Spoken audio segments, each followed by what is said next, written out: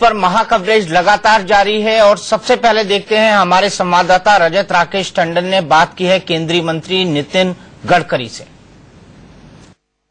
बहुत दिन बाद हो रहा है कि चारों पार्टियां अलग अलग चुनाव लड़ रही हैं।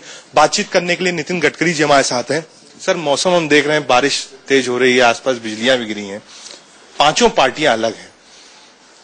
चुनाव के थोड़े दिन पहले ही कहा जा रहा था कि भाई कांग्रेस एनसीपी के खिलाफ इतनी एंटी इनकम्बेंसी है कि बीजेपी और शिवसेना को बहुत ज्यादा कुछ करने की कोशिश नहीं करनी पड़ेगी, बिल्कुल थंबिंग मेजॉरिटी मिलेगी। लेकिन अलग होने के बाद आपको लगता है कि डिफिकल्ट हो गया पाथ? नहीं, कोई डिफिकल्ट नहीं होगा। मुझे पूरा आत्मविश्वास है कि इस चुनाव में भारतीय जनता पार्टी को फुल मेजोरिटी मिलेगी। जैसे बीजेपी शिवसेना अलग लड़ रही है, वैसे कांग्रेस और एनसीपी भी अलग लड़ रही है। एमएनएस पिछले बार भी लड़ी थी, इस बार भी लड़ रही है।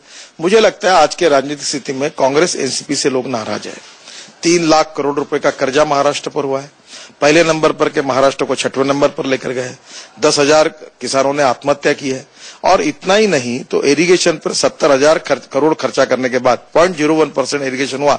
ये महाराष्ट्र के कांग्रेस एनसीपी सरकार का ही व्हाइट पेपर कहता है। ऐसी स्थिति में लोग महाराष्ट्र को इस सरकार को बदलना चाहते हैं और नरेंद्र मोदी जी के नेतृत्व में जो विकास दिख रहा है, अब महंगाई कम हो गई, 2.83 पर आई। लोगों को एक होप पैदा हुई है कि नरेंद्र मोदी के नेतृत्व में देश बदल सकता है और इसीलिए भाजपा को यहाँ का नेतृत्व देकर लोग सपोर्ट करेंगे और हमारी फुल मेजोरिटी से सरकार आएगी, ये मेरा विश्वास है। लेकिन सर, जो हमने चुनाव में देखा, नरेंद्र मोदी जी ने रैलीज करी, भारतीय जनता पार्टी ने लगातार कहा कि हम शिवसेना को टारगेट नहीं करेंगे। लेकिन शिवसेना ने पिछले 48 घंटे में जो टारगेट की डेंसिटी थी उसको बढ़ाते चले गए वो लोग। जिस तरीके से लेख छपे, जिस तरीके से उन्होंने एक मैसेज देने की कोशिश करी कि हम बीजेपी से बिल्कुल अलग हैं, बीजेपी हमारी शत्रु नंबर 1 है। देखो, उन्होंने क्या करना चाहिए और क्या नहीं करना चाहिए उनका अधिकार है, पर बीजेपी लाचार पार्टी नहीं है। हम कोई शिवसेना के दरवाजे पर लेकर कोई अर्जी लेके खड़े नहीं है। हमने संयम से सुसंस्कृत और अच्छी भूमिका रखी, बाला साहब के प्रति सम्मान रखा और शिवसेना के नेताओं के प्रति भी सम्मान रखा। ये अनफॉर्चुनेट है कि हमारी अलायंस नहीं हो सकी, पर हमारे नेता नरेंद्र मोदी है, उनके पिता का नाम उल्लेख करके अगर बात की जाएगी तो हम कोई लाचार नहीं, हम दरवाजे पर खड़े नहीं। शिवसेना को जो करना है करे, कोई हम ये नहीं कह रहे कि भाई हमारे साथ आकर करे, पर हमारा इस प्रकार से हमारे नेता का अपमान हम बीजेपी कभी बर्दाश्त नहीं करेगी। बात उन्हें अच्छी तरह से ध्यान में रखनी चाहिए। क्या सर, दोस्ती के कुछ दरवाजे खुले क्या चुनाव के बाद? अगर कुछ जरूरत पड़ती है तो क्या ऐसा हो सकता है कि दोबारा हाथ? आपको एक बात बताऊं, तुमको जरूरत पड़ेगी नहीं। जरूरत पड़ने या न पड़ने से शिवसेना के रिश्ते का कोई सवाल नहीं आता। हमारे रिश्ते हम उनसे अच्छे ही रखने चाहते थे, आज भी रखना चाहते हैं, पर हमारे नेता का जो वर्ल्ड का आइकॉन बना हुआ है, देश का आइकॉन बना हुआ है, उसके पिता का नाम उल्लेख करके ऐसी गंदी टीका करना, यही सामना में यही धंधा सामना के संपादक करते रहे। और ये जो अलायंस टूटी है, इसका कारण सबसे इंपॉर्टेंट सामना के एडिटोरियल रहे। अगर आप हमसे अलायंस करते तो हमारे नेताओं के बारे में अपमानजनक बातों को लिखना, हमारा अपमान करना, उनके पिता का नाम निकालना, ये बात ठीक नहीं है। इतना करने के बाद भी हम लाचार बनकर इनके पीछे जाए, ऐसी अपेक्षा अगर शिवसेना की होगी तो हम ये कभी जिंदगी भर नहीं करेंगे। उनकी पार्टी के निर्णय करने के लिए वो स्वतंत्र है, हमारे पार्टी के निर्णय करने के लिए हम स्वतंत्र हैं। और इसलिए हम बहुत दुखी है कि नरेंद्र मोदी जी के पिता के नाम का उन्होंने उल्लेख किया, ये अच्छी बात नहीं है। हमने उनका सम्मान रखने की कोशिश की। बिल्कुल पार्टी के कार्यकर्ता भी इस बात से बहुत दुखी है। सर, प्रमोद महाजन और गोपीनाथ मुंडे जी के बाद एक जगह वेकेंट थी, लोग उस पोजीशन में आपको देख रहे थे। लेकिन जब अलायंस टूटने की बात हो रही थी तो उद्धव ठाकरे बार बार कह रहे थे कि कोई ऐसा महाराष्ट्र का आदमी नहीं है जो बातचीत कर रहा है। उस बातचीत के दौरान सर आप गायब थे, लोगों ने आपको देखना चाहा। उद्धव ठाकरे ने भी इशारे में कहा कि अगर महाराष्ट्र का कोई आदमी होता तो शायद ये अलायंस नहीं टूटता। अब तो ये विषय खत्म हो गया, इस पर चर्चा करना भी कोई कारण नहीं। अलायंस का जो हुआ सो हुआ है। मैंने अध्यक्ष जी को कहा था कि मैं महाराष्ट्र का हूं, कुछ भी कम ज्यादा होता है तो मेरे ऊपर यही बात होती है, तो इसके बदले आप इसको हैंडल करिए और मैं उससे बाजू रहा हूं। ये मेरा खुद का निर्णय था। आखिरी सवाल आपसे, बार बार लोग ये कह रहे हैं कि किसी भी परिस्थिति में अगर कुछ कम ज्यादा होता है या फिर थंबिंग मेजॉरिटी भी आपको मिलती है तो सबसे ऊपर दावेदारी आपकी रहेगी मुख्यमंत्री की। आप बार बार ये बात कह चुके हैं कि मैं दिल्ली फिलहाल नहीं छोड़ना चाहता हूं। मैं जब दावेदारी कर ही नहीं रहा हूं और मेरी इच्छा भी नहीं आने की, तो जबरदस्ती मेरा नाम क्यों ले रहे? आपने काम बड़ा किया है। आखिरी सवाल मेरा आपसे, अगर जिम्मेदारी पार्टी देती है तो निभाएंगे आप? मैं नहीं आना चाहता हूँ, बिल्कुल नहीं आना चाहता। नहीं, अब मैं दिल्ली में खुश हूं। मैं गंगा का काम करना चाहता हूं, मेरे नेशनल हाईवे का अच्छा काम करना चाहता हूं। अब मैं दिल्ली के राजनीति में पहले जाना नहीं चाहता था, अब वहां गया हूं तो वहां से आना नहीं चाहता हूं। शुक्रिया हमसे बातचीत करने के। साफ तौर पर नितिन गडकरी जी कह रहे हैं कि जो बातें शिवसेना ने कही है नरेंद्र मोदी के परिवार वालों के लिए वो सही नहीं है और परिपक्व है भारतीय जनता पार्टी सरकार बनाने के लिए महाराष्ट्र। कैमरामैन अजीत के साथ रजत राकेश टंडन, इंडिया न्यूज, नागपुर। तो बीजेपी पूरी तरह से सक्षम है सरकार बनाने के लिए महाराष्ट्र में। आलोक मेहता और तमाम मेहमान हमारे साथ जुड़े हुए हैं। आलोक जी, बार बार बात सामना में छपे लेख की हो रही है, उस पे जो शिवसेना ने यू टर्न लिया है, जो एक डिफेंसिव मूड में नजर आई शिवसेना उद्धव ठाकरे, ये क्या संकेत है?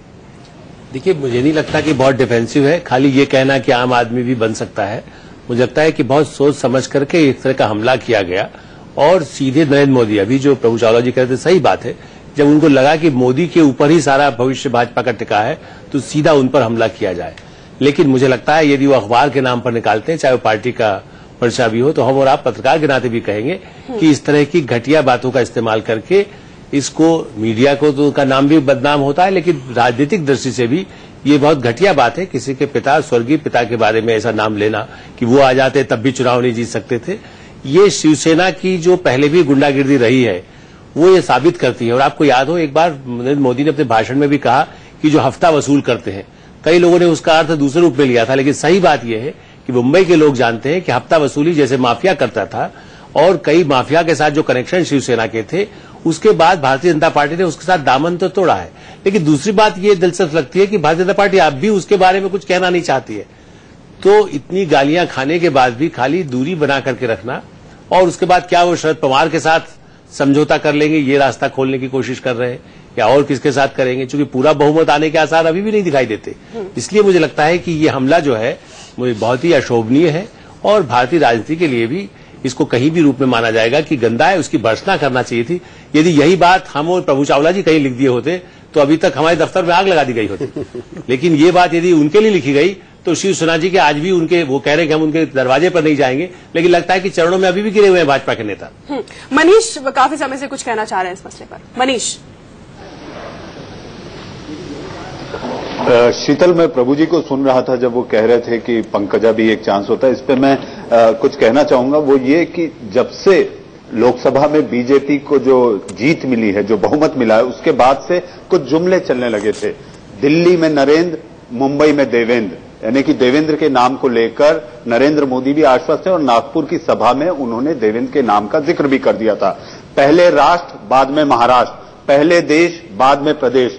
और जहां तक मोदी की रैली की बात है कि मोदी की रैली का मैजिक चलेगा या नहीं, उसके बाद जो क्रिकेट टीम का उल्लेख प्रभु जी ने किया था कि भाई एक सचिन तेंदुलकर के रूप में वो जो चीजें आ रही हैं, बैट्समैन कौन है, तो मैं बताऊं महाराष्ट्र की रैली में 2 सेंचुरी मेकर और हैं। नितिन गडकरी ने 104 सभाएं ली, पंकजा मुंडे ने 102 सभाएं ली और हाफ सेंचुरी मारने वाले देवेंद्र फडणवीस। तो इनके पास बैट्समैन भी हैं प्रभु जी। लेकिन जहां तक ये बात होती है कि आखिर नरेंद्र मोदी की भूमिका क्या, तो तेरे नाम से शुरू, तेरे नाम से खत्म। वाकई राजीव त्यागी जी, तेरे नाम से शुरू, तेरे नाम पे खत्म। मोदी का मैजिक इतना ज्यादा है। आपकी पार्टी न तो 3 में है न 13 में। देखिए, मुझे लगता है दीपक जी, जो आप कह रहे हैं 3 में न 13 में, अभी चुनाव के नतीजे नहीं आए हैं।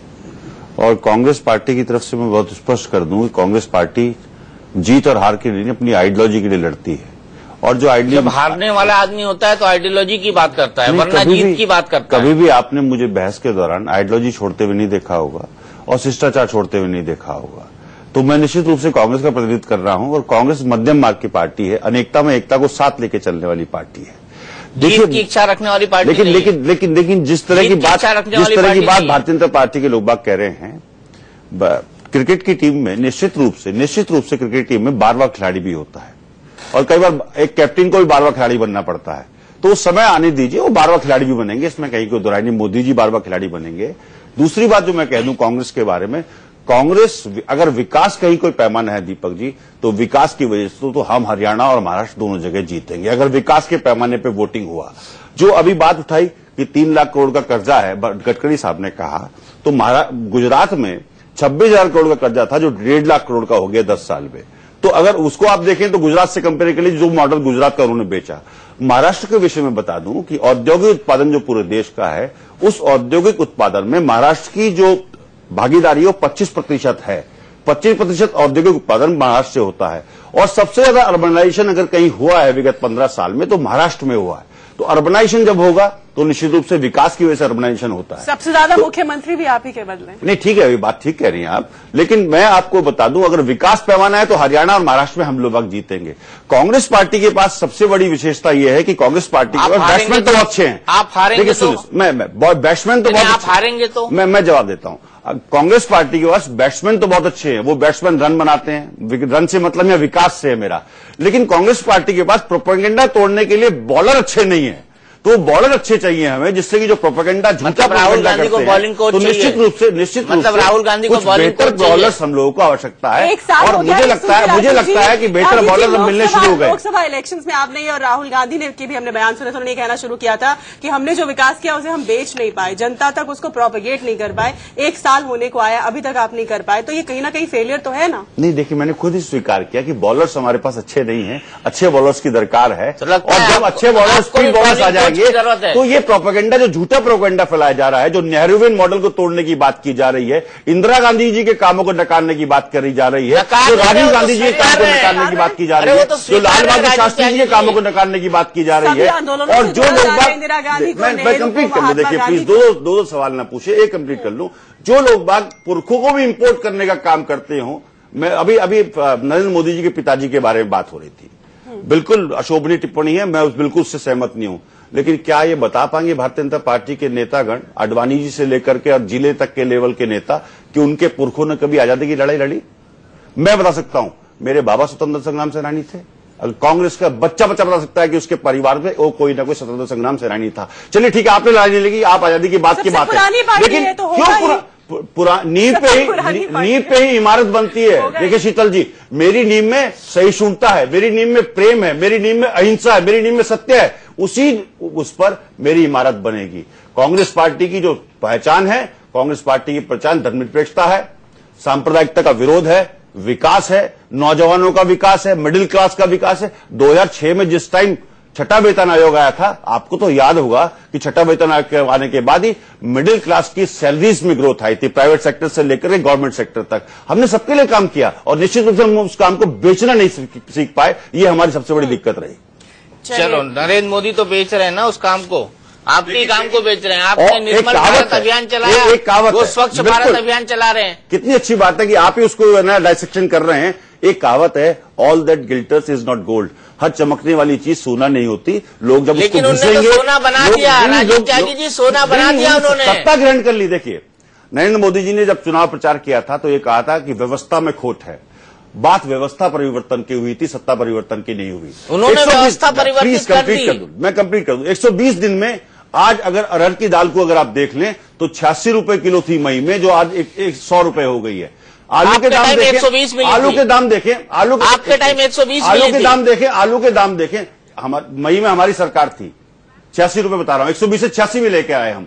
आलू की अगर आप करें तो 40 रुपए किलो बिक रहा है। 100 दिन में महंगाई कम करने का वादा था। बाबा रामदेव मुझे लगता है कि ब्लैक मनी लेके आने वाले थे, शायद उसके साइकिल से लेकर के चल दिए हों ब्लैक मनी को, और आ जाएंगे साल 1.5 साल में। 10 साल लगे, तो ये निश्चित रूप से चिंता का विषय है। मिलेंगे ही ना। देखिए सुनिए, अच्छा चलिए, हमने प्रोपेगेंडा बने होता ना, एक छोटे से 100 दिन में अगर महंगाई कम का वक्त हो रहा है। राजीव जी, एक ब्रेक का वक्त हो रहा है, हम यहाँ रुक रहे हैं। आपको फिर से एक बार याद दिला दें कि सबसे सटीक एग्जिट पोल आप देखेंगे दीपक चौरसिया के साथ, सिर्फ इंडिया न्यूज पर बने रहिए।